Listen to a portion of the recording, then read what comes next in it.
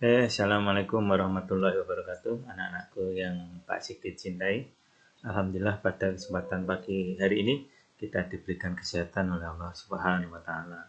Anak-anakku yang Pak Sigit cintai, di agenda kegiatan sehari-hari Pak Sigit telah memberikan berbagai aktivitas kegiatan yang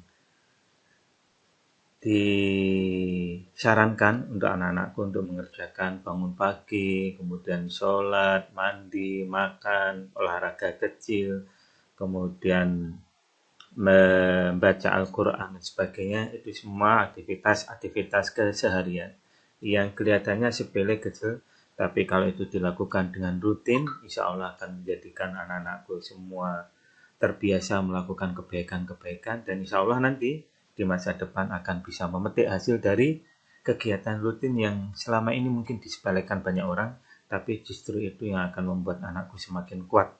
Kuat ilmunya, kuat fisiknya, dan juga kuat religiusnya atau kuat agamanya.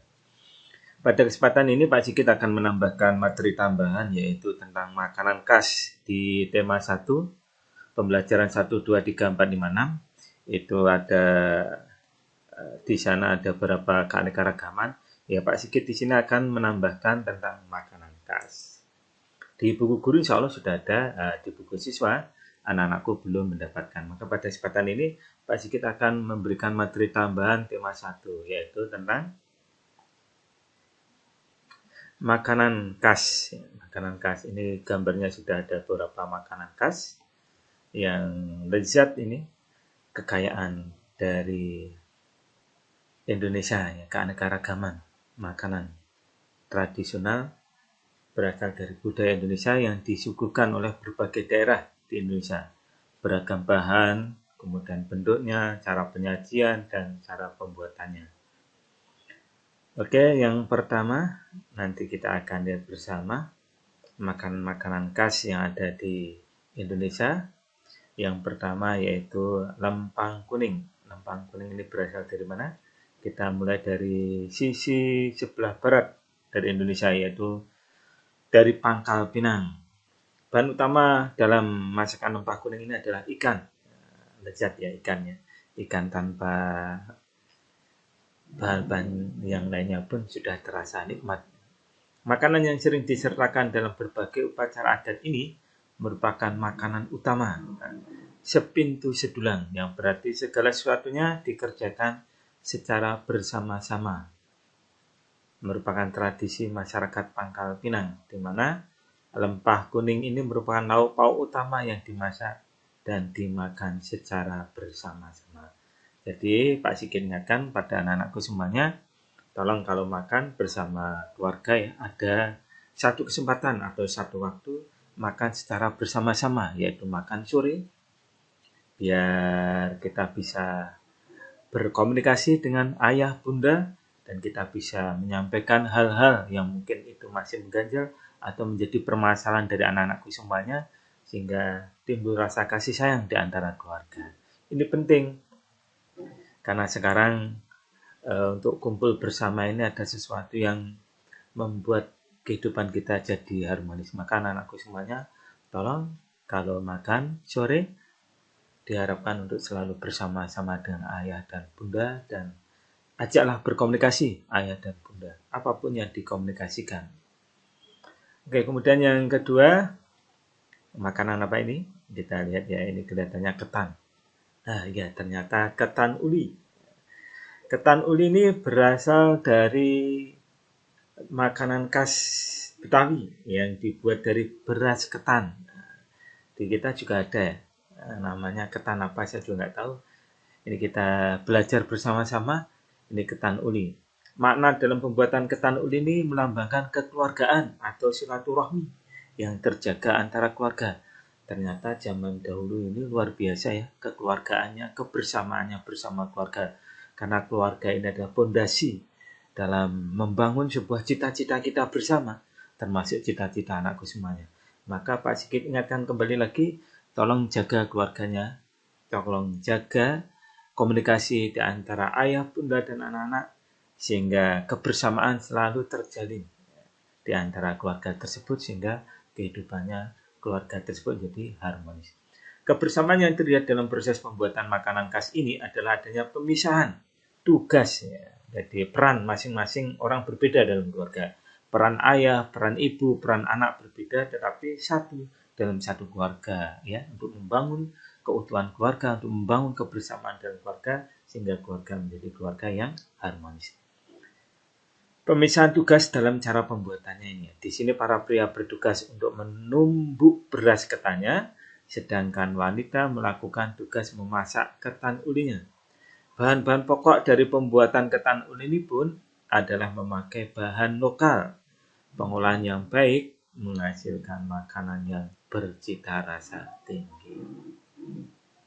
Oke, yang berikutnya ini apa kira-kira anak? Makanan khas Lampung ini. Namanya seruit. Seruit merupakan makanan khas Lampung yang bahan utamanya adalah ikan dengan sambal terasi. Wah, enak sekali ini. Ikan dengan sambal terasi. Mantap. Masakan yang berbahan lokal dan bergizi tinggi.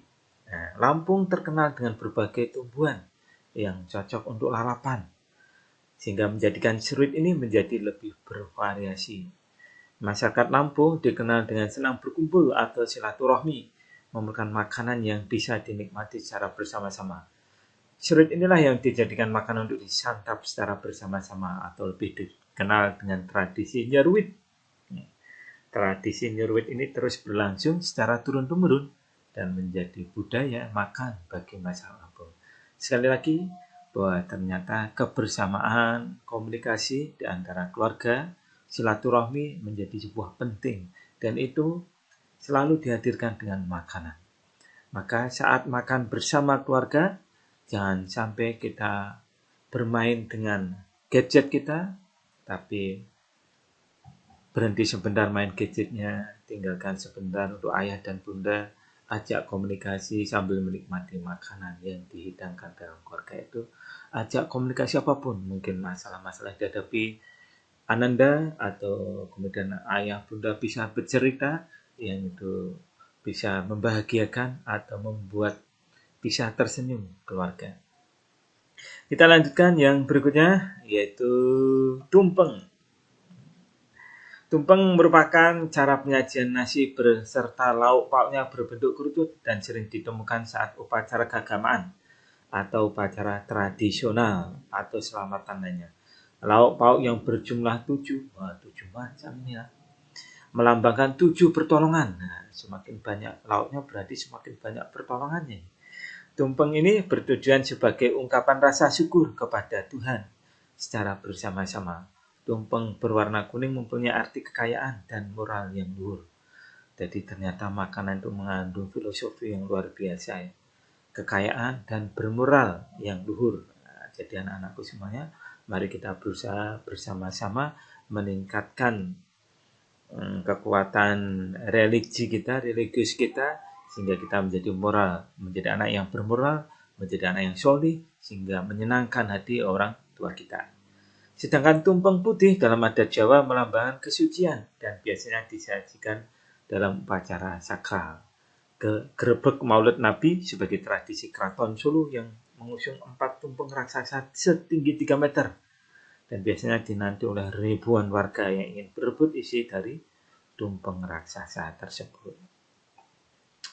Yang kelima, ketupat. Ketupat merupakan makanan khas yang terbuat dari nasi yang dibungkus oleh janur dan berbentuk jajaran ginjal. Ketupat ini biasanya dihadirkan dalam sebuah keluarga ketika hari raya keagamaan atau hari raya Idul Fitri. Tradisi ketupat ini mempunyai arti mengakui kesalahan, dan ternyata di daerah Bali juga ada tradisi ketupat ini yang dipersembahkan sebagai sesajen dalam upacara. Ya, berikutnya ini berbagai makanan khas. Ada gudeg, makanan khas Jogja. Kemudian ada bika Ambon, makanan khas Medan.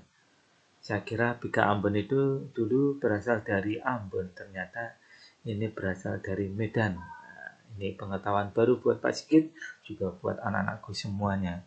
Karena membaca buku ternyata membuat kita jadi lebih tahu. Oke, berikutnya kemudian makanan taliwang, makanan khas daerah mana nih? Nusa Tenggara Barat.